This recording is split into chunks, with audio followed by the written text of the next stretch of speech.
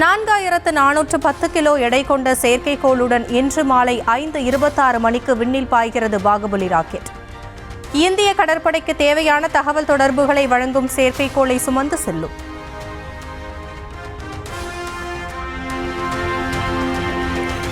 மத்திய கிழக்கு வங்கக்கடல் பகுதிகளில் இன்று உருவாகிறது புதிய காற்றழுத்த தாழ்வு பகுதி. தெற்கு மியான்மர், வடக்கு அந்தமான் கடல் பகுதிகளில் மேல் நிலவும் வளிமண்டல மேலடுக்கு சுழற்சி காரணமாக உருவாக வாய்ப்பு.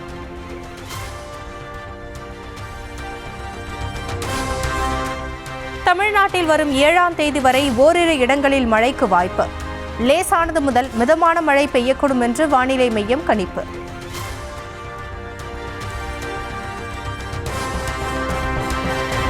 முதலமைச்சர் மு க ஸ்டாலின் தலைமையில் இன்று அனைத்துக் கட்சி கூட்டம். வாக்காளர் பட்டியல் சிறப்பு தீவிர திருத்த பணிகள் விவகாரம் தொடர்பாக ஆலோசிக்க திட்டம்.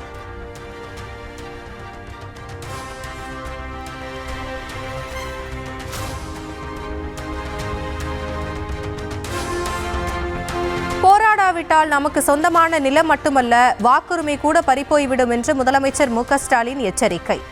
நம் தலைவர்கள் வழியில் தமிழ்நாட்டின் உரிமைகளை காப்போம் என்று எக்ஸ் வலைதள பக்கத்தில் உறுதி.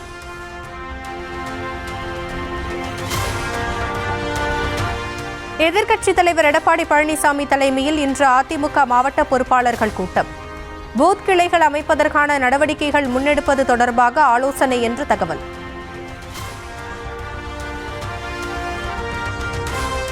நவம்பர் 5ஆம் தேதியன்று எடப்பாடி பழனிசாமி தலைமையில் அதிமுக மாவட்ட செயலாளர்கள் கூட்டம். சீனியர் நிர்வாகி செங்கோட்டையன் நீக்கத்தை தொடர்ந்து அதிமுகவில் பரபரப்பு ஏற்பட்டுள்ள நிலையில் அறிவிப்பு.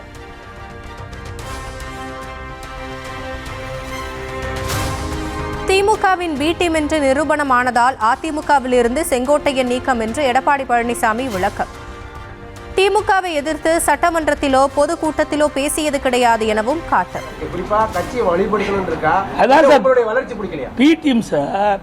திமுக கூட சரணடைஞ்சிட்டாங்க. கிட்டத்தட்ட ஓராண்டுக்கு முந்தைய கிட்டத்தட்ட 20 நிமிடம் தலைமை கழகத்தில் திரு ஸ்டாலினோட சந்திச்சு திரு செங்கோட்டையன் பேசியிருக்காரு. ஆமா, நிரூபி. எப்படி ஏ டீம்னு நிரூபி? நான் சட்டமன்றத்தில் இப்படி பேசிட்டு இருக்கிறேன். அவர் எங்கேயாவது திமுக பத்தி குறை சொல்லி பேசியிருக்காரா? சொல்லுங்க பார்க்கலாம். சட்டமன்றத்தில் நாங்கள் பிரதான எதிர்க்கட்சி என்ற முறையில் தெளிவாக நாங்கள் பேசணும். அதே மாதிரி பொதுக்கூட்டத்திலையும் பேசணும், ஊடகத்திலையும் பேசணும், பத்திரிகையிலும் பேசணும். அப்படி எங்கேயாவது திராவிட முன்னேற்ற கழகத்தை தாக்கி பேசியிருக்கிறா?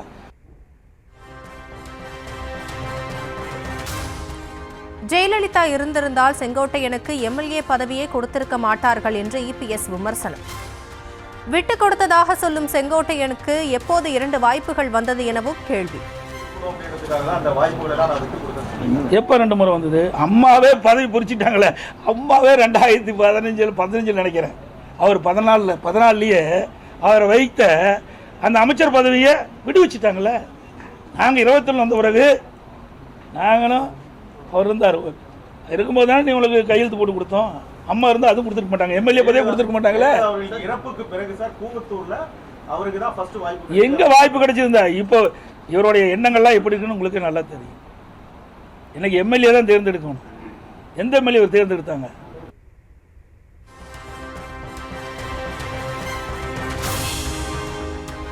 அதிமுகவில் இருந்து நீக்கப்பட்டதை எதிர்த்து வழக்கு தொடரப்போவதாக செங்கோட்டையன் அறிவிப்பு. அடுத்த கட்ட நடவடிக்கை குறித்து சட்ட வல்லுநர்களுடன் ஆலோசித்து முடிவு எனவும் பேட்டி. அடுத்த கட்ட நடவடிக்கை, முதலில் என்னுடைய உறுப்பினர் பதவியை விதியின் அடிப்படையில் இல்லாமல் சர்வாதிகார போக்காக நீக்கப்பட்டதற்கு நாங்கள் விளக்கம் கேட்க இருக்கிறோம். இவர் இப்போது இருப்பது தற்காலிக பொதுச் செயலாளர் தான். தற்காலிக பொதுச் செயலாளரை 53 ஆண்டு காலம் தலைவர் காலத்திலிருந்து நான் தீவிர உறுப்பினராக இருந்த என்னையே நீக்கப்பட்டிருக்கிறது என்பது கேள்வியாக வழக்கறிஞர் மூலமாக வழக்கு தொடர்கிறேன்.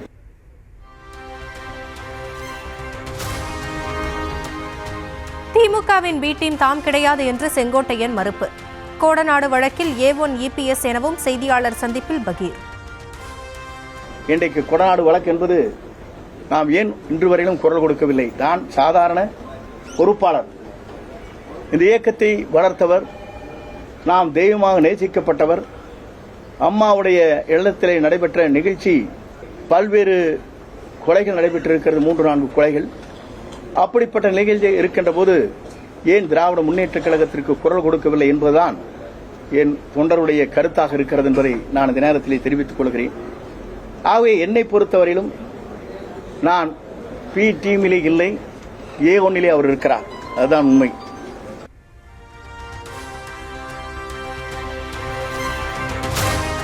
கோடநாடு கொலை கொள்ளை வழக்கு குறித்து பேசினாலே பதறுகிறார் இபிஎஸ் பதறுவதற்கான காரணம் என்ன என்று டிடிவி தினகரன் கேள்வி.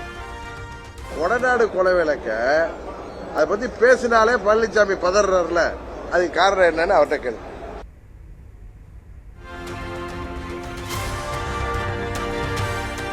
கொடநாடு வழக்கில் எடப்பாடி பழனிசாமி A1 குற்றவாளியாக இருந்தால் பிடித்து உள்ளே போடுங்கள். அதிமுக பொருளாளர் திண்டுக்கல் சீனிவாசன் ஆவேசம். கொடநாடு கொலை வழக்குல இவர் தான் A1, எடப்பாடி பழனிசாமி தான் A1 அப்படின்ற மாதிரி சொல்லியிருக்காரு. ஏன் பிடிச்சி உள்ள போடுங்களேன், நாங்களா வேணாங்கிறோம், சட்டப்படி போடுங்க தம்பி.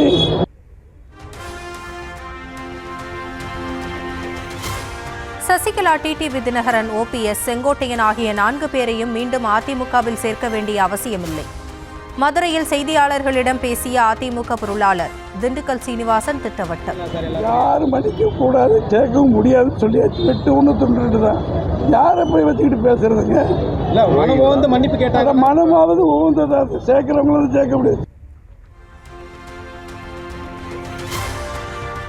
தமிழ்நாட்டின் நலனுக்கு ஆதரவாக பி டீமோ சி டீமோ எதுவாக இருந்தாலும் தவறில்லை என்று தமிழக காங்கிரஸ் தலைவர் செல்வ பெருந்தகை கருத்து. மத்திய அரசுக்கு பல்லக்கு தூக்கிய பி டீம் யார் என்று திமுகவின் பி டீம் என்று செங்கோட்டையனை விமர்சித்த எடப்பாடி பழனிசாமிக்கு கேள்வி. பி டீமாக இருந்தால் பரவாயில்ல, ஆனால் தமிழ் மக்களுக்கும் தமிழ் மண்ணுக்கும் தமிழ் மாட்டுக்கும் துரோகம் செய்து கொண்டு பி டீமுக்காக யார் இருக்கிறார்கள்? டெல்லியில் உள்ளவர்களுக்கு யார் காவடி தூக்குகிறார்கள்? தமிழ்நாட்டு உரிமைகளை விட்டு கொடுத்தவர்கள் யார்? செங்கோட்டையன் விட்டு கொடுத்தாரா, யார் விட்டு கொடுத்து என்பதை நாடு அறியும், மக்களுக்கு தெரியும். ஆகவே பி டீம் சி டீம் எல்லாம் எதை சார்ந்து இருக்குன்னு தான் இருக்கு. எதை சார்ந்து இருக்கு? தமிழ்நாட்டு நலனுக்கு எதிராக இருக்கா, தமிழ்நாட்டு நலனுக்கு ஆதரவா இருக்கா? வன்னியர்களுக்கு 10.5% இடஒதுக்கீடு வழங்க கோரி தமிழகம் முழுவதும் மாவட்ட தலைநகரங்களில் வரும் டிசம்பர் 5ஆம் தேதி அறவழி போராட்டம். அனைத்து மாவட்டங்களிலும் நடந்த பாமக ஒருங்கிணைந்த செயற்குழு கூட்டங்களில் தீர்மானம் நிறைவேற்று. அரசு உடனடியாக நடத்தப்பட வேண்டும். அதன் அடிப்படையில் வன்னியர்களுக்கு உண்டான தனி இடஒதுக்கீடு வழங்கப்பட வேண்டும். அதே போல் எல்லா சமுதாய மக்களுக்கும் உரிய இடஒதுக்கீட்டை வழங்கப்பட வேண்டும் என்பது பாட்டாளி மக்கள் கட்சி தொடர்ந்து வலியுறுத்தி வருகிற கோரிக்கை.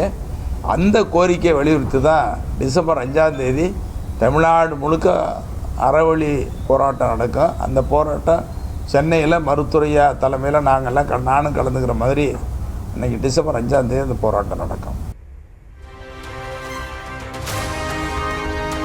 திருச்சி மாவட்டம் மண்ணச்சநல்லூர் தொகுதியில் தமிழக பாஜக தலைவர் நைனா நாகேந்திரன் பிரச்சாரம். தனி அமைப்பான அமலாக்கத்துறைக்கும் பாஜகவிற்கும் எந்தவிதமான தொடர்பும் கிடையாது என்று பரப்புரை. தமிழ்நாடு காவல்துறையில் ஒரே நாளில் 59 டிஎஸ்பிக்கள் பணியிட மாற்றம். பொறுப்பு டிஜிபி வெங்கட்ராமன் உத்தரவு.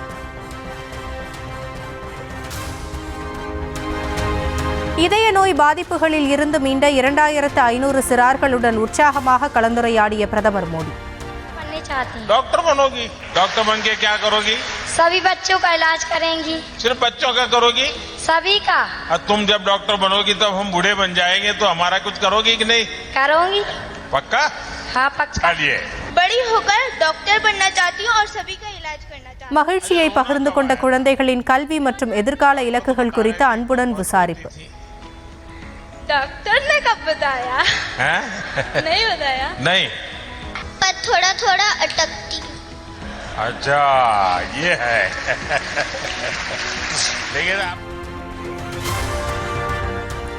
நக்சலைட்டுகளால் பாதிக்கப்பட்ட மாவட்டங்களின் எண்ணிக்கை வெறும் 3ஆக குறைந்ததாக பிரதமர் மோடி பெருமிதம். மாவோயிஸ்ட் பயங்கரவாதத்தில் இருந்து இந்தியாவும் சத்தீஸ்கரும் முற்றிலும் விடுபடும் நாள் வெகு தொலைவில் இல்லை என்று உறுதி.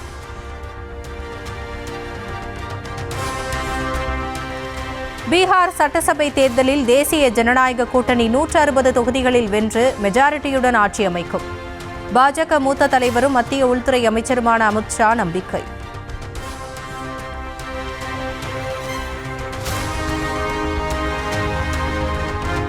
பாஜக தலைவர்கள் கடந்த காலம் எதிர்காலம் குறித்து பேசுகிறார்களே தவிர நிகழ்காலம் பற்றி பேசுவதில்லை என்று காங்கிரஸ் பொதுச் செயலாளர் பிரியங்கா காந்தி விமர்சனம். நேரு இதனை அழித்துவிட்டார், இந்திரா அதனை அழித்துவிட்டார் என்று மட்டும் பேசுவதாக கிண்டல்.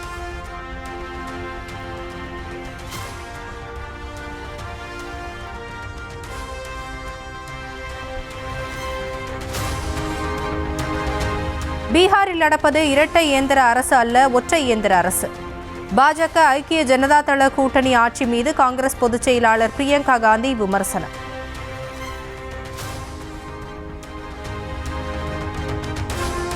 RSS இயக்கத்தை தடை செய்யுமாறு காங்கிரஸ் தலைவர் மல்லிகார்ஜுன கார்கே வலியுறுத்திய விவகாரம்.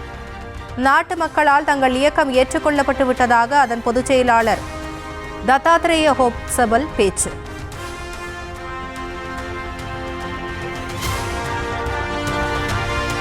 பீகார் சட்டமன்ற தேர்தலை முன்னிட்டு அதிகரிக்கும் அரசியல் பதற்றம். பிரசாந்த் கிஷோரின் ஜன்சுராஜ் கட்சி தொண்டர் கொலை வழக்கு தொடர்பாக முதலமைச்சர் நிதிஷ்குமாரின் ஐக்கிய ஜனதா தள வேட்பாளர் உட்பட 3 அதிரடியாக கைது. சென்னையில் ரெட் அலர்ட் என்ற பெயரில் திருவல்லிக்கேணி சுற்றுவட்டார பகுதிகளில் காவல்துறையினர் தீவிர சோதனை. வாகனங்களில் ஆயுதம் கொண்டு செல்லப்படுகிறதா, ஆவணங்கள் முறையாக உள்ளதா என்று 19 இடங்களில் கண்காணிப்பு. நாகை மாவட்டம் வேளாங்கண்ணியில் உள்ள விடுதியில் அறை எடுத்து தங்கியிருந்த 3 கடிதம் எழுதி வைத்துவிட்டு தற்கொலை. தகாத உறவு பிரச்சினை காரணமாக மனைவி, ஆண் நண்பர் மற்றும் கணவர் உயிரை மாய்த்து கொண்டதாக தகவல். கடலூர் மாவட்டம் கோண்டூர் அருகே ATMில் பணம் நிரப்பும் வாகனம் மீது பைக் மோதி விபத்து. இருசக்கர வாகனத்தில் சென்ற தாய், தந்தை, மகன் ஆகிய 3 பரிதாபமாக உயிரிழப்பு.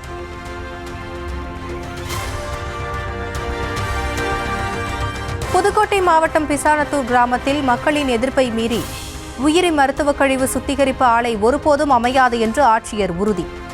1 வாரத்திற்கும் மேலாக தொடர்ந்த மக்களின் போராட்டம் இன்றுடன் முடிவுக்கு வரும் என்று எதிர்பார்ப்பு. அதாவது எக்காரணத்தை கொண்டு இந்த மருத்துவக் கழிவு வரக்கூடாது, எங்களோட நீராதாரம் பாதிக்கப்படும், விவசாயம் பாதிக்கப்படும், குழந்தைகள் பாதிக்கப்படுவார்கள், அறிவு வளர்ச்சி இல்லாமல் போயிடுங்கிறதுக்காக நாங்கள் இந்த போராட்டத்தை 8 நாளாக தொடர்ந்து நடத்திட்டு இருக்கோம். இது சம்பந்தமாக கந்தர்வக்கோட்டையில் ஒரு பெரிய பொதுக்கூட்டமும் கருத்து கேட்பு கூட்டத்தில் 167 பேர் தங்களோட விருப்பத்தை பதிவு பண்ணியிருக்கிறாங்க. அது சம்பந்தமாக தான் நீங்கள் கலெக்டரை பார்த்து இதோட முடிவு என்னன்னு தெரிஞ்சுக்கிறதுக்காக கலெக்டர் பார்த்தோம். மேடம் சட்ட விரோதமாக நடைபெறும் எந்த தொழிலையும் நான் அனுமதிக்க மாட்டேன், சட்டத்துக்கு உட்பட்டதாக இருந்தால் கூட அந்த ஏரியா மீறி இன்ஸ்பெக்ஷன் பண்ணி பார்த்து தான் செய்ய முடியும்னு சொல்லி கள்ளக்குறிச்சி மாவட்டம் உளுந்தூர்பேட்டை அருகே இளம்பெண்ணை தற்கொலைக்கு தூண்டியதாக அத்தை குடும்பத்தார் மீது புகார். எலவனாசூர் கோட்டை காவல் நிலையத்தில் தாய் கதறி எழுத நிலையில் போலீசார் வழக்கு பதிவு.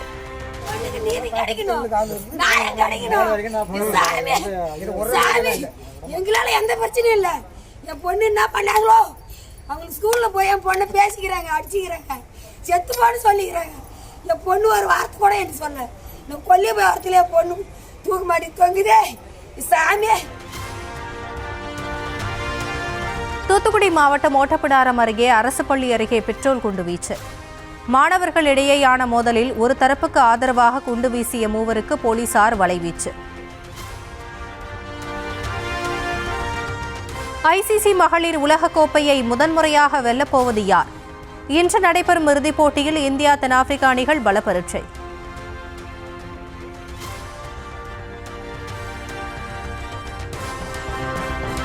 இந்திய மகளிர் அணி உலகக்கோப்பை வெல்ல வேண்டி உத்தரப்பிரதேசத்தின் பிரயாக்ராஜில் பெண்கள் விளக்கேற்றி வழிபாடு.